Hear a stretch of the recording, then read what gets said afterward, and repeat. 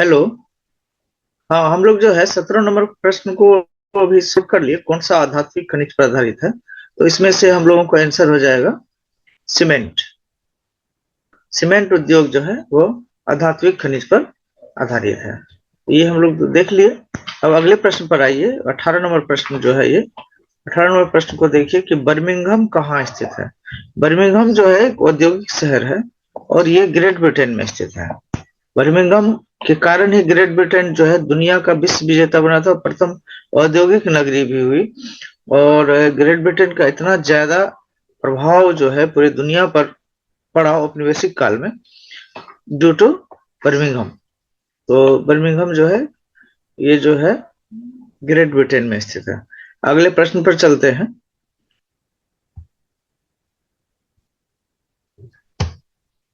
अगला प्रश्न हम लोग पर चलिए।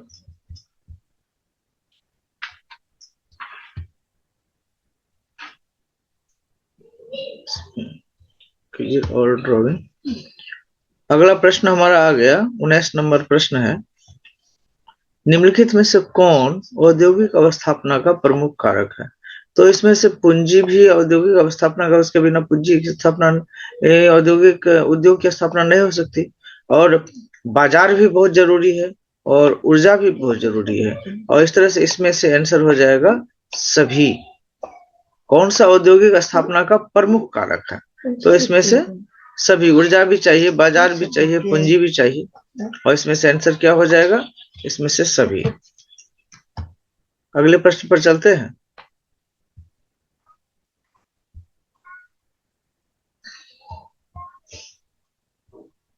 उच्च स्तरीय गवेषणा उच्च स्तरीय गवेषणा से संबंधित क्रियाकलाप कौन सा है?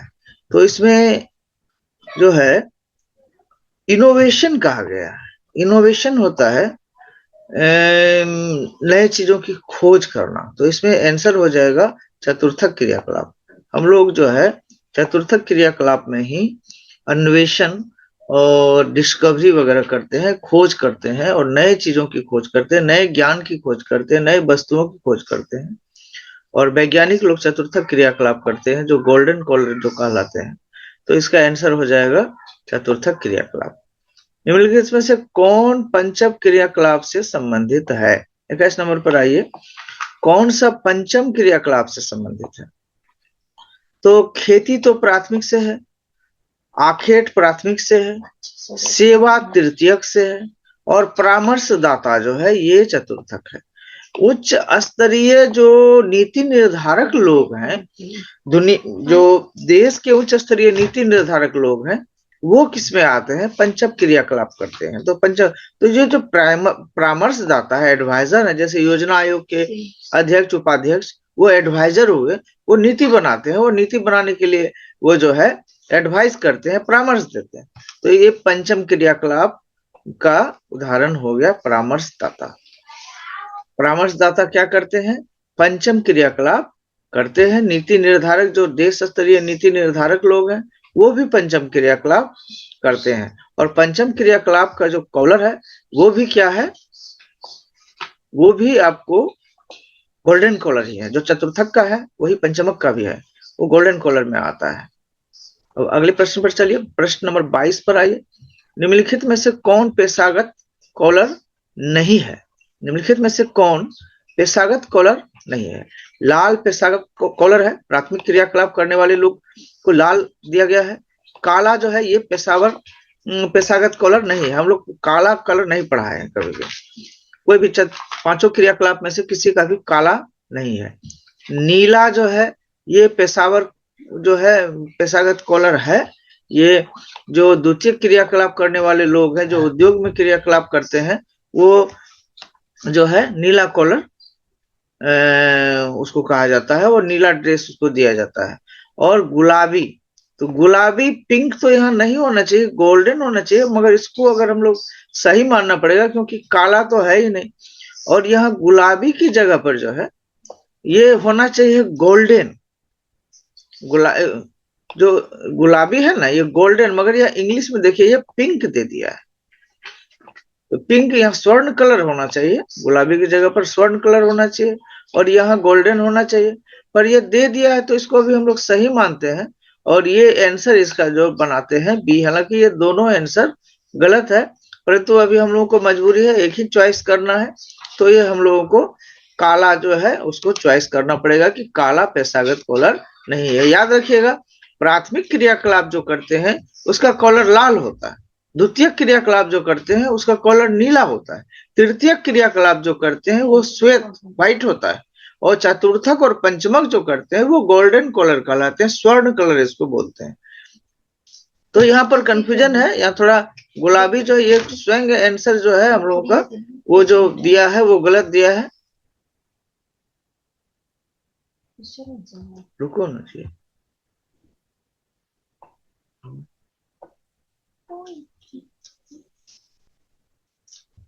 अब आइए इसमें हम लोग इसमें चलते हैं। 23 नंबर जो है, निम्नलिखित में से कौन कृषि आधारित उद्योग है? कृषि आधारित, कृषि पर आधारित उद्योग। क्या सीमेंट कृषि आधारित उद्योग है? नहीं है, क्योंकि सीमेंट जो है खनिज आधारित उद्योग है, चूना पत्थर से सीमेंट उद्योग चलता है। लोहा इस्पात उद्योग लोहा इस्पात पर आधारित है, ये भी खनिज आधारित उद्योग है। जूट उद्योग, जूट तो खेत में होता है, खेती जूट की खेती होती है, पटुआ जिसको पटसन बोलते हैं, तो ये हमारा कृषि आधारित उद्योग है। चमड़ा उद्योग क्या है? ये पशु आधारित उद्योग है, पशु से चमड़ा मिलता है ना, तो पशु आधारित। तो हमारा जवाब क्या हो जाएगा? जूट उद्योग। ये परीक्षा में आता है, लॉन्ग क्वेश्चन में आएगा कि कच्चे माल के आधार पर उद्योगों के प्रकार बताएं, तो उसी में आप देखिएगा कृषि आधारित उद्योग, पशु आधारित उद्योग, उसके बाद खनिज आधारित उद्योग, रसायन आधारित उद्योग, ये सब मिलेगा आपको, वन आधारित उद्योग, ये सब मिलेगा। मीटर गेज रेलवे लाइन की चौड़ाई कितनी है? ये प्रश्न आपको यहाँ पर दिया गया है, ये बड़ा ही जबरदस्त है।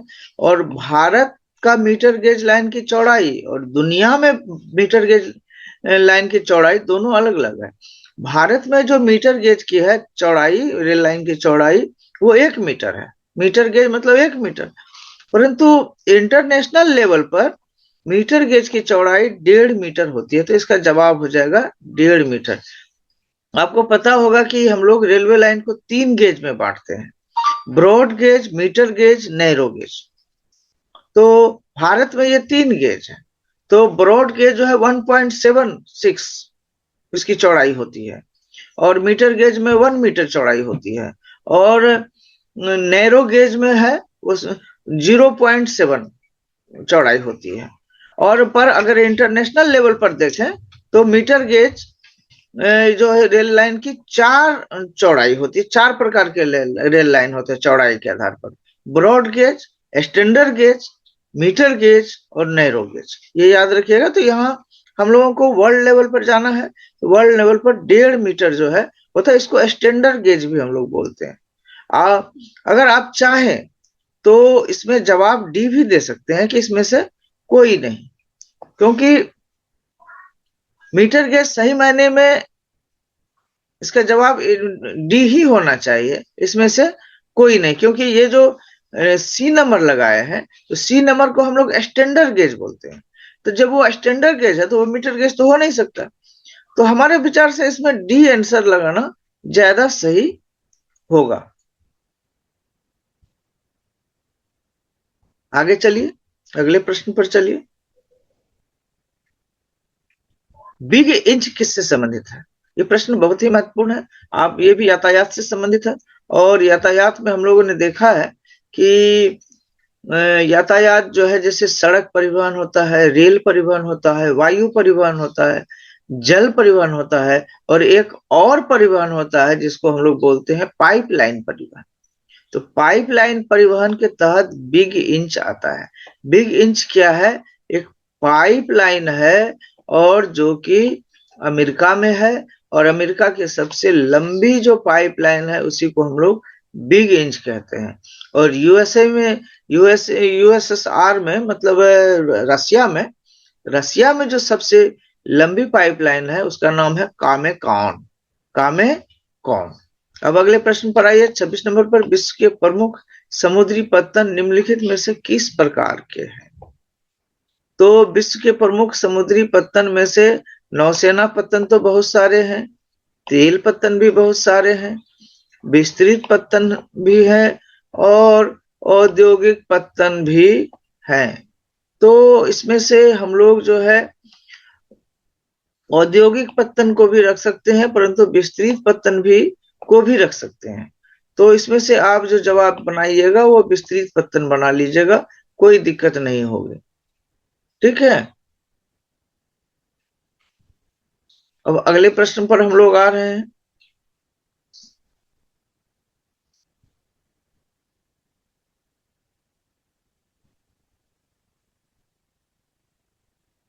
अब देखिए 27 नंबर प्रश्न पर गौर कीजिए कि ट्रांस महाद्वीपीय स्टुअर्ट मार्ग जोड़ता है।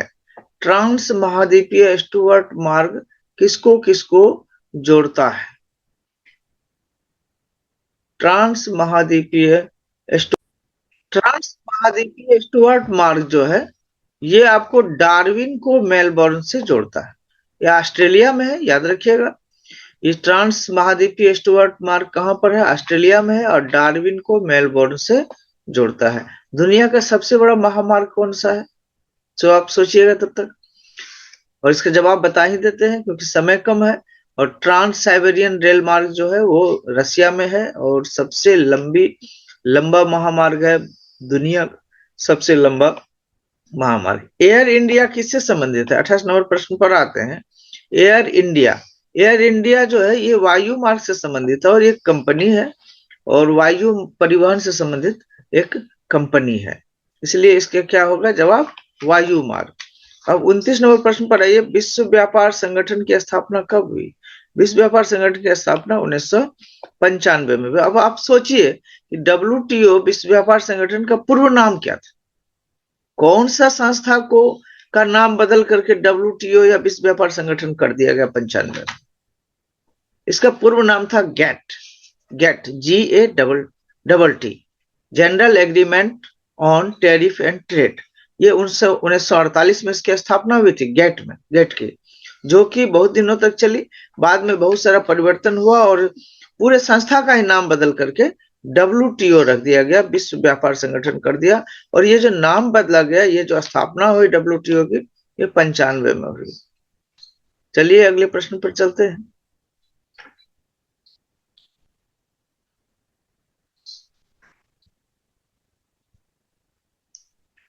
OPEC, organisation of petroleum exporting countries का मुख्यालय कहाँ है? ओपेक का मुख्यालय कहाँ है? तो ओपेक का मुख्यालय वियना में है, वियना। ओपेक का मुख्यालय कहाँ पर है? वियना में। ऑस्ट्रिया की राजधानी, ऑस्ट्रेलिया नहीं, ऑस्ट्रिया की राजधानी वियना है और वियना में जो है ओपेक का मुख्यालय है। ये मुख्य ओपेक जो है वो पेट्रोलियम, जो जितने देश पेट्रोलियम एक्सपोर्ट करते हैं, निर्यात करते हैं, उसके एक संगठन है, एक समूह है। और सभी मिलकर के एक समूह बना लिया है ताकि पेट्रोलियम का दाम वगैरह फिक्स किया जा सके और पेट्रोलियम के निर्यात पर नियंत्रण किया जा सके। भारत सदस्य है, किसका सदस्य है? साफ्टा का, OECD का, आसियान का और ओपेक का। तो भारत साफ्टा का सदस्य है। साफ्टा,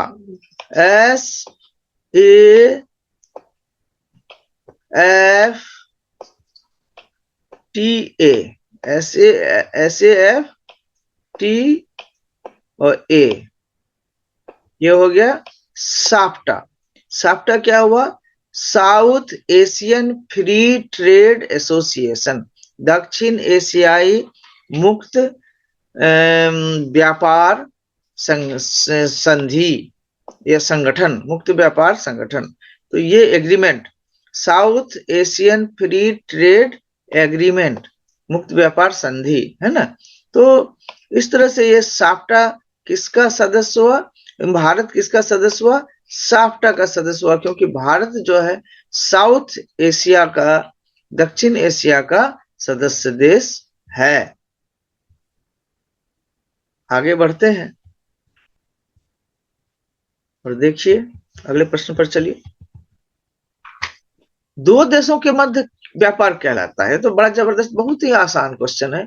दो देशों के मध्य व्यापार क्या कहलाता है? तो दो देशों के मध्य जो व्यापार होते हैं उसे अंतरराष्ट्रीय व्यापार कहते हैं। अंतरराष्ट्रीय व्यापार वह व्यापार है जो दो या दो से अधिक देशों के बीच किया जाता है। सड़कों के किनारे किस प्रतिरूप की बस्ती मिलती है? सड़कों के किनारे रेखीय प्रतिरूप की बस्ती मिलती है। आप सभी लोग जानते हैं, ये सड़क हो गया, इसके किनारे जो बस्ती बसेगा तो सड़कों के सहारे सहारे सारे सारे इस तरह से घर बनेगा ना। तो एक रेखा के सहारे, एक रेखा के सहारे घर बना ना। या फिर अगर ये नहर है, मान लीजिए ये नहर जा रहा है, ये अगर नहर हो गया तो नहर के किनारे किनारे भी घर बसेगा ना। तो ये रेखीय बस्ती हो गया।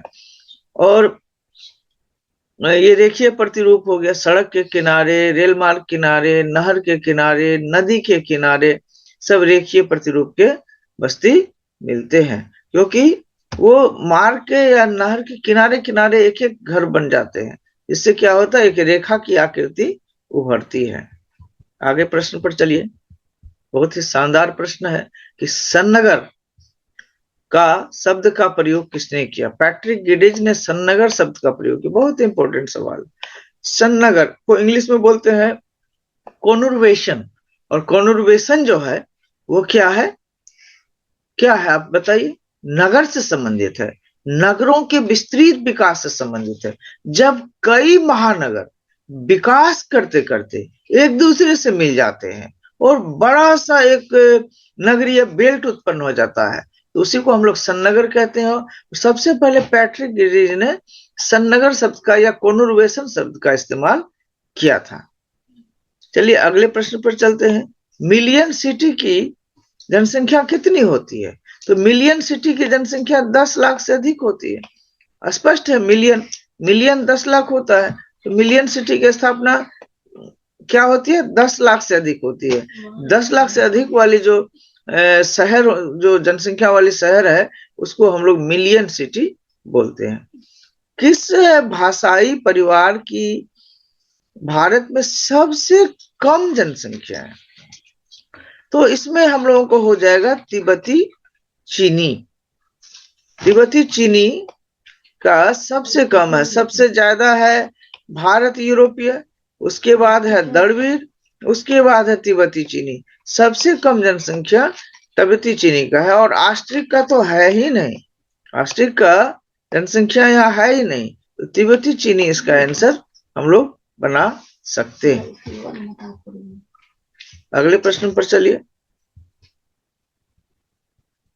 2011 की जनसंख्या के अनुसार, ये तो आपको मालूम होगा, 2011 की जनसंख्या अभी जो 2011 की जनगणना के अनुसार ही हम लोग डाटा लेते हैं, क्योंकि 2021 में कोई जनगणना नहीं हुई। पिछली जनगणना 2011 में हुई। निम्नलिखित राज्यों में से किसकी जनसंख्या का घनत्व सबसे कम था? तो इसमें आंसर हो जाएगा Arunachal Pradesh.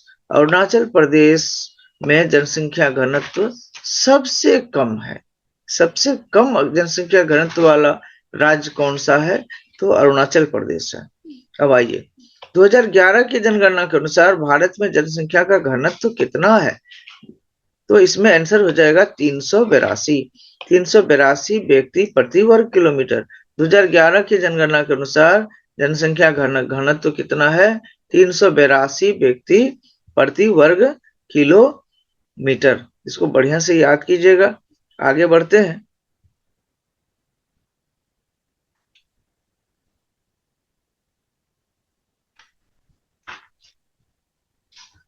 Thirty nine number प्रश्न देखिए कि भारत में जनगणना का महान विभाजक वर्ष कौन सा है? बहुत ही सुंदर क्वेश्चन। 1921 जनसंख्या जनगणना का महान विभाजक वर्ष किसको कहा जाता है, ये आपको बता देते हैं। 2011 से 2021 के बीच जो दशक था, जनगणना का दशक था, उसमें क्या हुआ था कि प्रथम विश्व युद्ध हुआ। प्रथम विश्व युद्ध हुआ जिसके कारण भारत में स्थिति बहुत खराब हो गई। अकाल, महामारी, ये सब हो गया, भुखमरी वगैरह बहुत ज्यादा हुआ, जिसके कारण भारत की जनसंख्या 10 लाख घट गई। जनसंख्या तो बढ़नी चाहिए थी, पर 2011 से 2021 के बीच जब जनगणना हुआ, 2021 में जब जनगणना हुआ, तो जनसंख्या 10 लाख कम हो गई। जब जनसंख्या 10 लाख कम हो गई तो इसको महान विभाजक वर्ष कहा जाता है। पहली बार और एकमात्र बार जब भारत की जनगणना जब से शुरू हुई 1881 से पूर्ण जनगणना शुरू हुई, और तब से लेकर के अभी तक में एक बार 1921 में ही हमारी जनसंख्या जो है वो घट गई थी, क्योंकि इसमें द्वितीय विश्व युद्ध का के कारण स्थिति बहुत गड़बड़ थी और यहाँ पर जो है काफी परेशानी हुई थी। अब